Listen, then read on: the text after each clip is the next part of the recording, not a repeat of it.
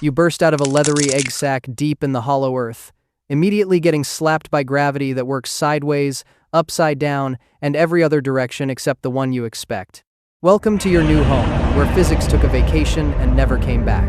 Your first breath fills your lungs with air that tastes like copper and ozone, while bioluminescent fungi provide mood lighting that would make any nightclub jealous.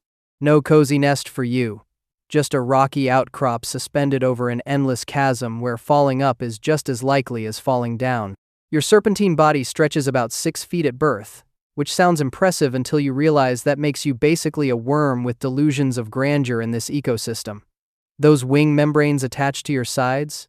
Currently about as useful as a screen door on a submarine. You try spreading them and immediately faceplant into a glowing mushroom that releases spores, making you sneeze for the next hour. Mom's nowhere to be found because Warbat parenting involves laying eggs and hoping for the best. You're one of dozens of siblings, all writhing around trying to figure out which way is up in a place where up is more of a suggestion than a rule. Your first meal?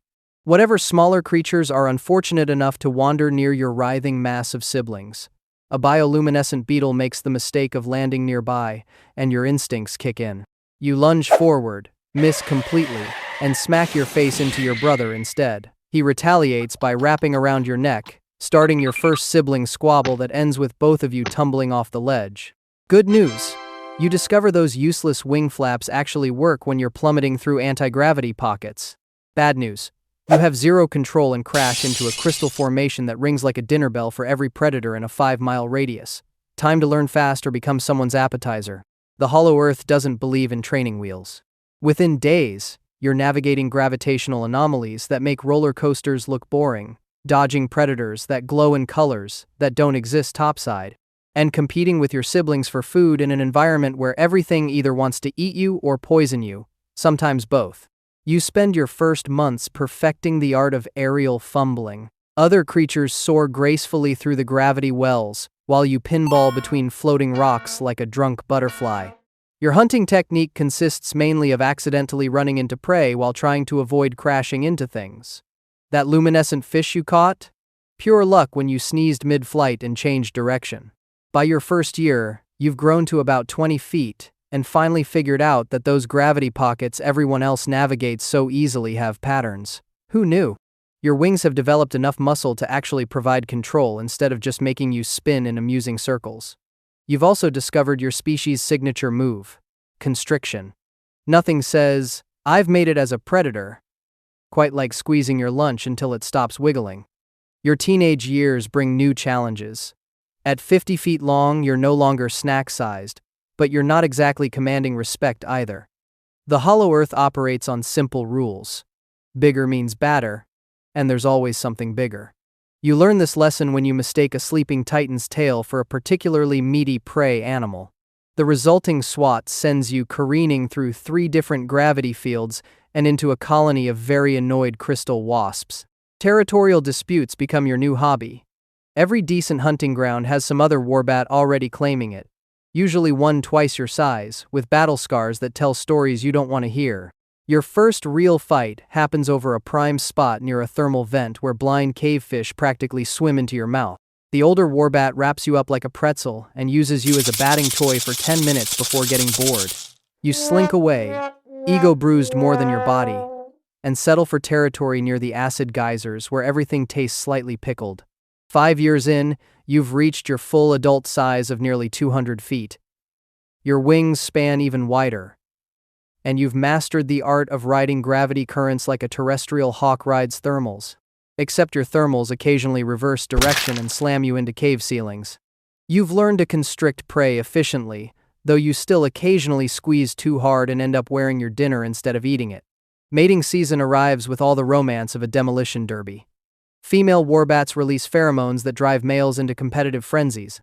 You find yourself in aerial dogfights with other males, spinning through gravity wells while trying to establish dominance. One rival wraps around you mid-flight, and you both plummet through a zero-gravity zone, frantically trying to untangle before hitting the negative gravity field that would launch you both into the ceiling.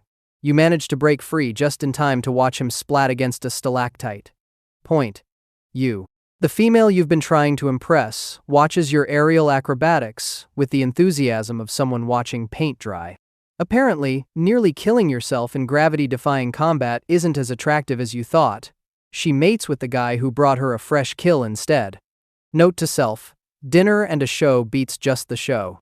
You finally succeed with a different female who appreciates your hunting skills more than your flying. The egg-laying happens in a secluded cavern where the gravity stays mostly consistent. You'll never see the offspring, following proud Warbat tradition of deadbeat parenting. Adult life settles into a routine of hunting, territorial patrol, and avoiding the apex predators.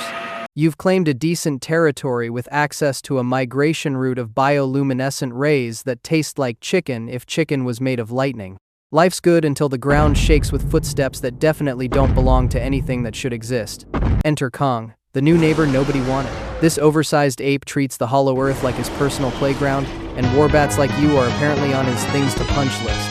You're minding your own business, digesting a particularly tough crystalline armadillo, when this furry mountain decides your territory looks fun to explore. You do what any self-respecting warbat would do.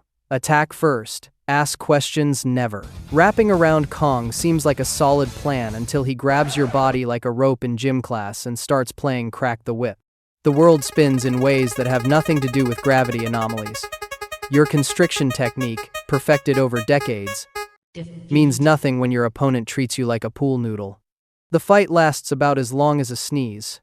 Kong ties you in a knot around a stone pillar and moves on like you were a minor inconvenience. You spend the next hour trying to untangle yourself while smaller creatures laugh at your predicament. So much for being an apex predator. Recovery takes weeks. Your pride takes longer. You relocate to territory as far from Kong's usual routes as possible, which means competing with younger warbats for less desirable real estate.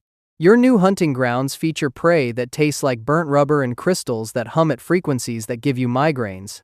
Age creeps up like everything else in the hollow earth, weirdly and from unexpected angles. Your reflexes slow just enough that navigating gravity wells becomes work instead of instinct. Younger warbats challenge your territory more frequently, and each defense takes more energy than the last. You're resting after a particularly exhausting hunt when the ground shakes again. Not Kong this time, something worse. The young warbat approaching isn't here to challenge your territory, he's fleeing something. Behind him, you see what's got him terrified. Humans with their floating craft and energy weapons, treating the hollow earth like a tourist destination.